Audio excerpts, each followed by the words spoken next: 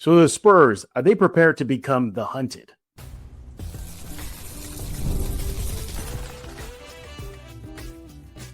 You are Locked On Spurs, your daily San Antonio Spurs podcast, part of the Locked On Podcast Network, your team every day. Happy Monday. Welcome back to Locked On Spurs, the Locked On NBA Network. I'm your host, Jeff Garcia, Spurs writer for Kansas City, San Antonio. Glad to have you all back. As always, subscribe wherever you get your favorite podcasts, iTunes, Spotify, Kansas City Plus app, YouTube. Go subscribe right now. Become an everydayer. And while you're at it, just start joining the number one sports podcast network in the nation. That's right, the Locked On Podcast Network. What are we talking about today? Hunted. Yeah, we're going to be asking the question, is this Spurs team this season, 25-26 squad, are they ready to be the hunted? They are among the best teams in the league, not just the West NBA. They're a team you have to be dealing with. Is the next phase of their rebuild, or their development, is learning how to become the hunted, the success that comes with all this. We're going to be talking about that. And then the latest on the Wemby's injury. Should he be coming off the bench now? Maybe in the foreseeable future, not for the entire season. We're going to debate that and more. Coming up next right here on Locked On Spurs, bring our guest, Matt Guzman, with Spurs on Sports Illustrated. Follow him on X at GZMEN. Again, it's Monday, so that guy you see in front of your screen, he's going to join us. Matt, welcome back. Yeah, thanks for having me. Glad to be here. I see you wearing the Yankees cap there, buddy. It's been a while. I've been rocking it for a while now, but kind of gave it a rest. I have a Yankees. I used to live in New York for a long time, and I just can't find it. I hope I didn't lose it. If not, I got to go online and go get a new one. Right. It's one of those things. I think I've been to New York twice in my life. Both times I went, kind of like a tourist thing. Go ahead and get a Yankees cap while I go to the ball game. So it was good. Yeah. But yeah, I've had it for a while. That's awesome. Yeah. See, it makes me miss my adopted home. All right. Matt, again, thank you for joining us. Let's dive into it. The hunted. We had a discussion about this on the Locked On Spurs squad show. And I figured let's bring that topic to this show, for those of you who missed that conversation with Casey and Devin Brown. The idea here, Matt, is that this team is good. They're really good. One of the best records in the NBA. Went on an 8-game winning streak recently. Are pretty much showing that they can live life with or without Wemby. More on that later. Do you think this team is kind of in a position now where maybe we're finally seeing it? Like, oh no, like we can't fly under the radar anymore. Teams are coming at us. I bring this up because they just went through a 2-game losing skid. Your thoughts? Yeah, I think you're right. Entering the season, I wouldn't have said that, because I think a lot of teams were still, not undervaluing Victor and his potential, but more so undervaluing what the Spurs have been able to accomplish with him. Granted, a lot of injuries play into that, but at the same time, injuries or not, a team's going to have a perception of your team based on how you performed. And the Spurs, in 2 seasons, went 22-60 and 34-48 or whatever the numbers are. But, it's one of those things where now you're looking at a team that is 24-8 or, the second seed in the Western Conference. And to your point, no, they can't. I think they really started gaining visibility, even from the get-go. They went 5-0, a franchise record, best start in history. Mm-hmm. Then they followed it up. They kept winning. It wasn't, they went 5-0 and now they're 5-10. It was, they've been ahead of the curve and now sit at the second seed with 3 wins over the team that's number 1. And so I think there's no flying under the radar for this team any longer. And I think it was always bound to happen, but it's definitely happened this season where teams are beginning to take notice and see, these guys are not the same team that they've been the last couple of seasons. Yeah, from my point of view and, going to the game, sitting in meeting row with you, etc., I can see them starting to deal with that aspect of it. The Jazz. Sure, they beat a couple of teams this season, but all of us were thinking, oh, Spurs, yeah, it's Jazz, man. They should be able to handle that. And the Jazz beat them. We saw a Knicks team just really bring their A game versus San Antonio, not once but twice so far this season. And it was Jalen Brunson's 3 goes in. Who knows if they had fouled? I mean, the thing is that teams are bringing their A game versus San Antonio, and I think it's beyond Wemby. Obviously Wemby, you want to show your best against him if you're in the opposition. I can dunk on him, I can score on him. But now you got to deal with Steph Castle, De'Aaron Fox, Dylan Harper, Devin Vassell, Keldon Johnson off that bench. all in all, this is a complete team, which going to make other teams play a complete game. I think what we saw during that 2-game losing skid, and the players, and I think Coach Johnson talked about it too, was that they were coming off a high of playing on mega big games, the Thunder games, Christmas Day games, etc., the Cup tournament. And then it's like they come back to reality, like, okay, all that's over. Now it's a game against the Jazz, and oh, crap, we dropped the ball here. I don't want to say they're still in the rebuild because they're not in the rebuild. How would you call this phase of this team's development? Is it just learning to deal with success? Is it something bigger? Yeah, it is. It's growing pains. And that happens. We've seen it happen with every team who's kind of had this trajectory. They always say too, like, all the young teams have to lose before they can win, in the playoffs or whatever it might be. And this team hasn't gotten to the playoffs yet. So we'll see how that goes for them, in April and May. But yeah, and this is something that every team is going to have to go through. And, when you go from, okay, we're winning 34 games and we don't know if we're going to win every night to, we feel like we're going to win every night. Yeah. It's a disappointment if we don't. That's a big step. And part of that is, like you said, learning how to play when there's stakes and play when there's not as many stakes. Obviously, every game counts for the playoff race. They know that. But, I asked Victor about this specifically. I was like, how easy is it to lose track of the little things, the rebounding, finding your teammate in the corner at the right time? How easy is it to kind of forget about those things when you go from, the NBA Cup and now Victor's coming back and now you're playing the Thunder on Christmas Day. There's all those little milestones that they've had to begin the year. And now they're in that stretch before All-Star break where there's not much excitement, comparatively. Now you're just kind of waiting for the next big thing, which is at the end of February. So while you're in that stretch, it's kind of hard to lose sight, or it is hard to lose sight of those little things. And I think that's something that they're still struggling and working through. Yeah. And look, the Knicks win, that was a struggle. Matt and I met at halftime and we were kind of thinking, probably looking not like a W tonight. And unfortunately for the Spurs, they rallied and they got the win. But you even see that, that's a game. That's the Knicks game. That's a rematch of the Cup Finals. And for a good chunk of the game, they didn't get up for it. It was the Knicks that were up for it. It was the Knicks that were hustling. It was the Knicks that were making their shots. It was the Knicks playing the defense. Spurs looked like they were just a step behind. Fortunately, they got things in gear and they got a win. But yeah, you're starting to see a little bit of malaise in them right now. But I think they're going to turn around. I think this team, and you've seen it with the players, you heard it from the players, Matt, they say short-term memory.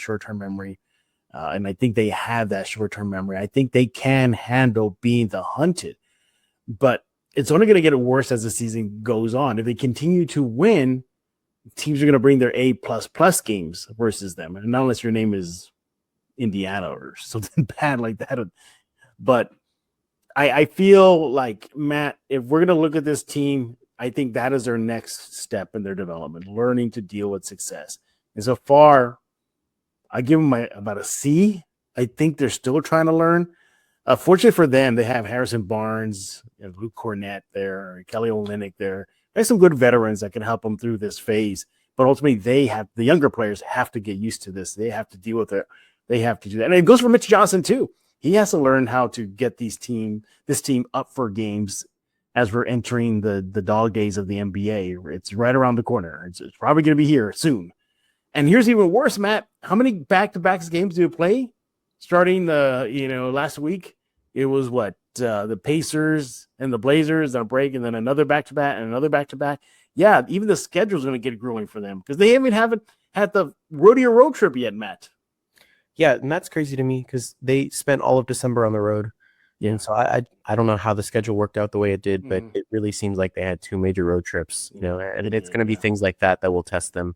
As they're trying to stay atop the Western Conference. So I think, like you said, that is definitely the biggest thing right now is they're learning how to deal with success. And you can't blame them for having these growing pains right now because they haven't had this success before. You have individual pieces, like you mentioned, Cornett's won a championship. Aaron Fox is a veteran. Keldon Johnson's been around for years and years. He was part of that team that went to the playoffs last, but it's not something that they're used to as a collective. And that's being, they're going to have to learn to work through that fast. Obviously, they got to this point in their trajectory faster than many expected. So now it's about whether or not they can adjust to those growing pains faster than expected as well. Absolutely. He is Matt Guzman with Spurs on Sports Illustrated. Make sure to follow my next at Matt G is a man to let me know. I'll say Jeff G Spurs Zone. What you think about the Spurs right now? Can they handle success? Can they embrace being the hunted? Again, leave your comments with us and we'll react to them on social media. Coming up next, the latest on Wembyama's injury, and maybe he should be coming off the bench moving forward. All that and more right here on Locked On Spurs. This episode is brought to you by Prize Picks. Whether you're starting a new routine, jumping into player projections, or for the first time just trying something new can feel like a challenge. But with Prize Picks, it always feels good to be right. With high-pressure football matchups every weekend, elite hoops action almost every night, the action never slows, and Prize Picks lets you stay in control. Prize Picks is the daily fantasy app that makes watching sports even more exciting by letting you build lineups based on player projections. No drafts, no waiting. Just pick more or less and play your way. Getting started on Prize Picks is quick and simple. The app is super easy to navigate. It's made watching games more engaging, especially when following individual players. You'll love the flexibility, like options they have with Flex Play, where you can still get paid even if one pick misses. You got early payout feature, which is a game changer. If a player starts hot, you can cash out before the game ends. Download the Prize Picks app today. Use code LOCKEDONNBA. Get $50 in lineups after you play your first $5 lineup. That's Locked On NBA. That'll get you $50 in lineups after your first $5 lineup. Prize Picks. It's good to be right. Thank you for making Locked On Spurs your first listen of the day, and thank you for making Locked On the #1 sports podcast network. If you haven't already, go check out our new Everydayer Club. Access to ad-free audio feed for Locked On Spurs, compatible with Apple's Podcasts, Spotify, and every other major podcast app. An invite to the members-only Locked On Everydayer Club Discord server, which includes a group chat for just listeners of this show and, well, hanging out with a lot of other fans on Discord. You want to go to this website right now, lockedonpodcast.com/everydayer club. Go there right now or just tap the link in the show notes to learn more.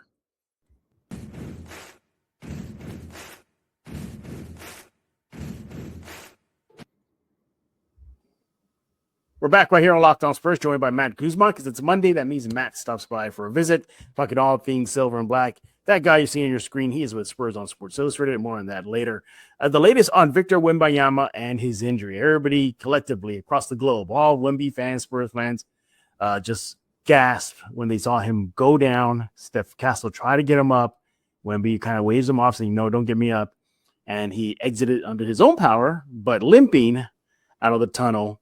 And but he was telling fans, I believe, like, I'm okay. And even post-game, Matt, he said that initially that that's what he speculated, that it was going to be a hyperextension of the left knee. He kept on telling everybody, no, but I'll be okay. I'll be okay, minimal. He said he was fine. He even spoke, which I thought that was a good sign that maybe he's okay. And there was even more news, or good news, I should say, is that ahead of this past week's game versus the Pacers, the Spurs listed him as out, but with a left knee strain. So no hyperextension, no major damage. That is the latest with Wemby. And of course, of this recording, we're going to the assumption that he's not playing for a couple of games. So Matt, let's talk about this. So another scary moment for Victor. Last year, it was the blood clot. That's very scary. They did the right thing, shut him down. Now we had this near catastrophic injury, the way they landed on his knee there, the opposition there for the Knicks. Matt, this begs a question. We know they're going to take their time bringing him back. We know, it's probably going to be a few games without Wemby, and luckily the Spurs have proven they can win without Wemby. But do you think maybe they should just really, really take care of him moving forward by continuing to bring him back onto the bench versus starting, again, managing his minutes? I just get this feeling, Matt, that they're really, really, really going to take kid gloves with him moving forward. Your thoughts? I could see that. And I could see especially, there's a couple things to consider there, because it would be one thing, right, if they were taking all the time that they did to get him back from his calf strain, and then he re-aggravates it. Even after they spent all this time holding him back and then working him up through the bench minutes and all that stuff, it would be a very interesting situation if that's what would have happened. If all of a sudden now we're looking at, should we have taken longer to bring him back? Yeah, and should we do that this upcoming time? But this is a very unrelated injury. It looks like he just fell wrong trying to get a rebound. And like you were saying, it's very good signs all around that the MRIs were negative, that he, walked off the court on his own power, that he wanted to speak post game. He said it's minimal. He's already at the point where he's like, I'm ready to go next game, but they're obviously, I don't know what they expect. And, they held him out for the Pacers. They might hold him out for the Trailblazers. And so I get it. I personally don't really see, I understood right at first when they brought him off the bench, because he was only going to play maybe 20 minutes. But as you start getting him into, okay, we're fine with 25 or we're fine with 27, I think at that point, it doesn't really matter if you're off the bench or if you're starting. I don't think it really does anything as far as, game planning for the Spurs. And so I don't necessarily think that needs to happen. And I think because it's an unrelated injury, they're going to take their time, but they're not going to link it to the calf strain. They're going to kind of treat it very independently. And that's where I could see, especially because he's already publicly saying, I'm ready to come back. They might be able to get him back a little sooner than they. Yeah. Maybe they. And even when he was coming off the bench, it felt like he was more impactful in that role. It really, really did. Look, he's impactful no matter what. We get that, starting or off the bench. But there was something to be said about him coming off the bench. He plays against the other team's second unit. He kind of maybe studied the game a little bit, how it's going, so flow of it. Look, ultimately, he's not going to be a permanent bench player this season or in his career. That ain't happening. What we're talking about is should they return to that once he returns back from injury. I think they're probably going to do that, Matt. I think I would brace Spurs fans to get ready for another few games of Victor off the bench. And I think that's great. I think that's good. It's kind of like a happy middle for everybody, right? Victor, you want to play. Spurs brass, they're like, no, you're our biggest asset. We don't want to, endanger you. You're the franchise guy. All right, but he wants to play and something's got to give. So coming off the bench should be good. But this kind of begs the question, though, Matt. Do you think that this is something we're going to have to be talking about more often than not? That maybe, we don't know yet, but maybe moving forward, Victor in his career maybe playing significantly less than 82 games a year. I think so. I think so. But it's a tough one too, because like just today, the Pacers or the Warriors sat all three of their top guys, and Draymond Green is at that point in his career where he's officially listed as out because of rest. And I don't think that that's where the Spurs want to be with Victor in year 4. And so it's one of those things where, where do you draw the line? Because if he's healthy, you're going to want him to play as many games as he can, but if you want to kind of limit his minutes overall, every time that he tweaks his ankle a little bit and he's sore, are you going to hold him out 3 games? Is that where you want to draw the line, or do you want to draw the line at, we're going to bring you off the bench, or we're going to, we're not going to play you in back-to-backs. I don't know what that looks like for them. I don't know where they want to be in that regard. And I know Victor is not going to be happy with anything that isn't him playing 82 games a season, which is an incredibly tough feat. So it's interesting to me. I don't know exactly how they're going to take that, what they want to do moving forward. But I do think, to your point, there's a world where they start to explore ways to keep him as fresh as possible, to make sure that he's going to be healthy for as long as possible over stretches of the season, especially that have, very dense games, a lot of games in little time. Matt, I'm looking at the situation, and it reminds me of the Joel Embiid situation. So it reminds me of. Obviously, I think that's a more drastic situation. I don't think we're there yet. But I could see them down the road sending him off a game back-to-back, a little bit more low management. But, Matt, they're not going to mess around with him when he's hurt, are they? They're not. We know how intensely, I should say, they protect Victor and his health, don't they? Absolutely. They're very, very protective with their players, especially Victor. And why wouldn't you be? Why wouldn't you be with the guy that is supposed to bring you championships? Almost seems like it's a guarantee. I totally understand it from that perspective. Yeah. Matt, there's also the financial side of things too. You can't, you can't ignore that there are financial implications if he doesn't play full 82. In order to get the mega max, the Supermax, all that good stuff, you got to play X amount of games, win X amount of awards, be an MVP. We all know what with the list that you got to do the checklist. that could be an issue down the road where maybe you're going to have to tell Victor, okay, you want this mega max, right? You want all these accolades where you're going to have to play a lot more than just 65 games. I forgot the criteria for Supermax. What is it like? All NBA first team, all star. Like it's like I think, good Lord, it's just like a lot of high accolades you got to get. And Victor can't do that, but these injuries are going to hold him back. What do you think about the financial side of things? Yeah, it's going to be interesting, and I really like looking into the numbers there. I think I did a piece over the summer about, his third contract, if all goes according to plan, is going to be approaching $500 million, for 5 or 6 seasons. It's going to be ridiculous. He's at a point right now where, a lot of people are, first of all, I want to clear the air. There is no world where the Spurs are intentionally sitting him underneath the 65-game minimum so they can avoid paying him the maximum amount of money. That is not happening. And I know a lot of fans seem to think that might be no, that's not happening. They're going to pay their guy as much as they possibly can pay him. It's going to be according to how many games he plays and the accolades. So the very short checklist, you have to either be MVP in one of the 3 seasons entering that contract, or you have to be on the All-NBA / Defensive Player of the Year in that most recent season or 2 of the past 3. So the good news for Victor in that regard is that this season's awards don't impact anything, because next season he has a chance to be Defensive Player of the Year. He has a chance to be on the All-NBA squad. And if he does, he automatically gets that contract bump from 25% to 30%.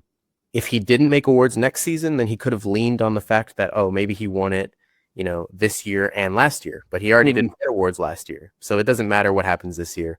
He's going to have one chance next season to make that off the All-NBA team or Defensive Player of the Year or MVP. We don't know. But, it's definitely going to be something that the Spurs are going to have to consider as you look ahead to that next contract. He's still going to be in the Supermax territory. So I think that's definitely going to be a consideration on their part. Yeah, absolutely. Yeah, something to keep an eye on with Victor, not just his health, but, the financial side of things too. But as of this chat here we're having, everybody, Victor is fine. There was no significant damage to that left knee. We will see when and how soon the Spurs will bring him back and in what capacity, starter or bench player. All right, when we get back, we got time for one Locked On Spurs fan comment. Let's do that right now with Matt Guzman of Spurs on Sports Illustrated. Hey, let's talk about Quo. New year, new systems. This is the time when a lot of us look to the messier parts of how we run our business and think there has to be a better way. And there is. Streamlining your communications is just one of the quickest upgrades you can make. And that is why today's episode is brought to you by Quo, spelled Quo, the smarter way to run your business communications. Because when your team is reachable, organized, and communicating in one spot, you're just not just working cleaner. You're creating more opportunities to connect with customers. Your whole team can call and text from one shared business number so nothing gets missed. Everyone sees full conversation threads, which makes replies faster and more personal. It works right from your phone or computer, and you can even keep your existing number. And Quo smart AI tools automatically log calls, summarize conversations, and highlight next steps so details never slip through the crack. It's no surprise Quo is the #1 rated business phone system on G2, trusted by more than 90,000 businesses, from solo operators to growing teams. Make this a year where no opportunity and no customer slips away. Try Quo for free, plus get 20% off your first 6 months when you go to quo.com/LockedOnNBA. That's QUO.com/LockedOnNBA. Quo, no missed calls, no missed customers.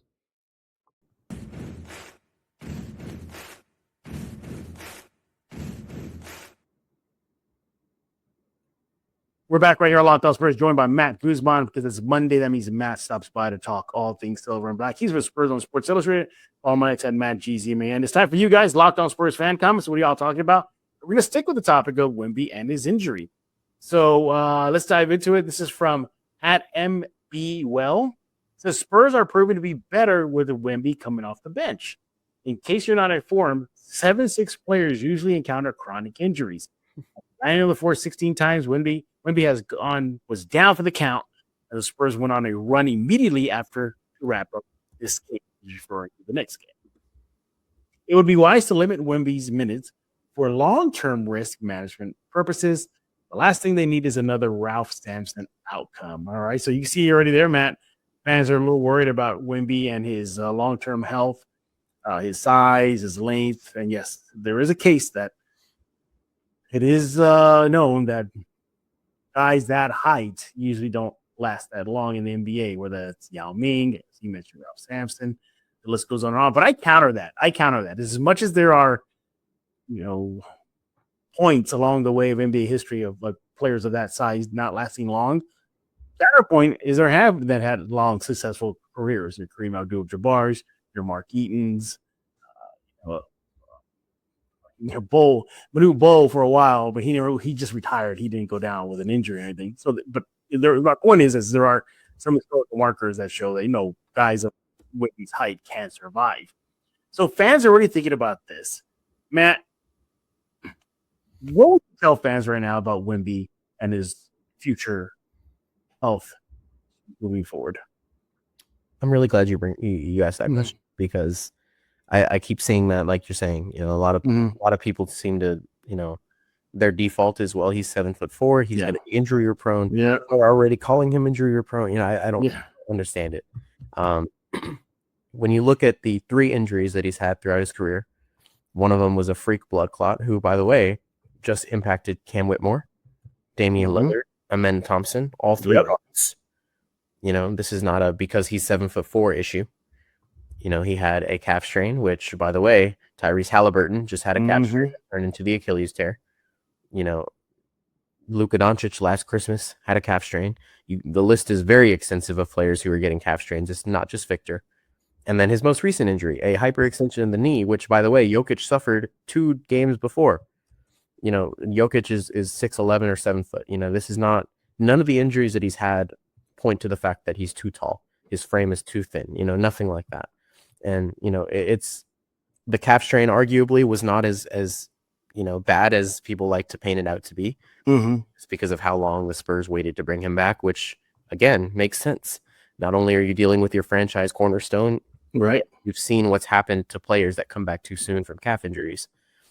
So obviously, he's going to be injured. It's going to happen, but I think everything he's done to this point on any front has proven that he's an anomaly to his size. He doesn't play like he's 7'4". He doesn't look clunky, and there's no reason to believe that, he is going to do anything other than take care of his body to the point where he can withstand, the fact that he was able to, whatever happened to him against the Knicks when he hyperextended his knee, he's flexible enough to where that happened and he was able to walk off on his own power.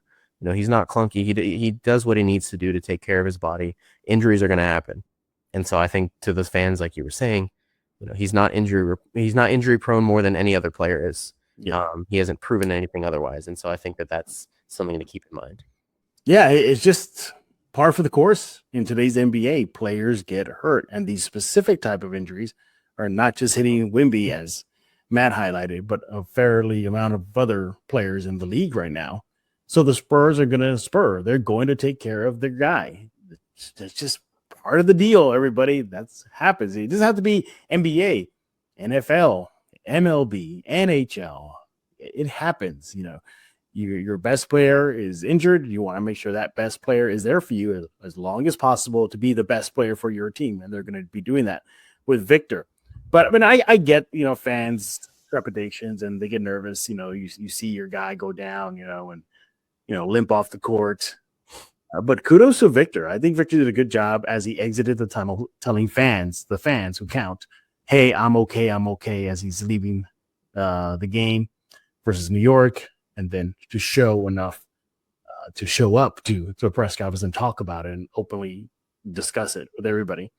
So, again, the sky's not falling, everybody. It's not falling. And as Matt put it in perspective, he's never had a significant injury. That blood clot was just a freak accident. It just happened. But I would not put him up there with Ralph Sampson quite yet. I think that's way, way, way off the radar right now. But yeah. Obviously, I get it, everybody. That's Wemby. You want him to be there.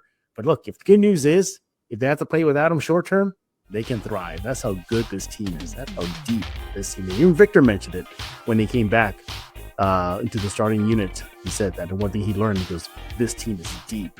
So kudos to Brian Wright and the rest of the staff. Hey, thank you for leaving that comment there. We appreciate it. So we got here MB Well. Keep it coming. We'll hopefully read your comments and others in the future episode of Locked On Spurs. Matt, what's going on with Spurs on Sports Illustrated? Well, just excited to keep highlighting these games as Victor's out. You know, we'll have full coverage on his injury and the Spurs working their way. Well, ideally keeping place at the top of the Western Conference. Yeah, exactly. Hopefully they don't lose too much ground. I doubt they do. Look, all teams have losing skids. Guess what, everybody? Remember when the Thunder only lost one game? Well, guess what? They lost a few more since. Not just against the Spurs.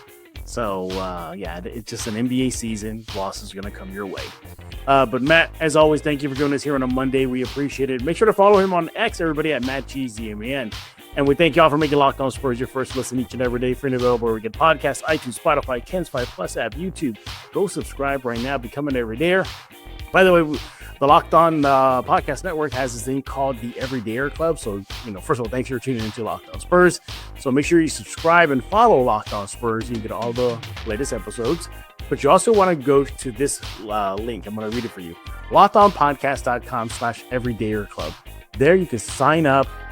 Basically, it's a members-only Discord channel. You get Locked On Spurs ad-free. It's a good thing to do. Go sign up again, the Everydayer Club over the Locked On Podcast Network. We'll be back tomorrow as the regular season continues. So for Matt Guzman, I am Jeff Garcia. We're going to put a lock on this episode of Locked On Spurs.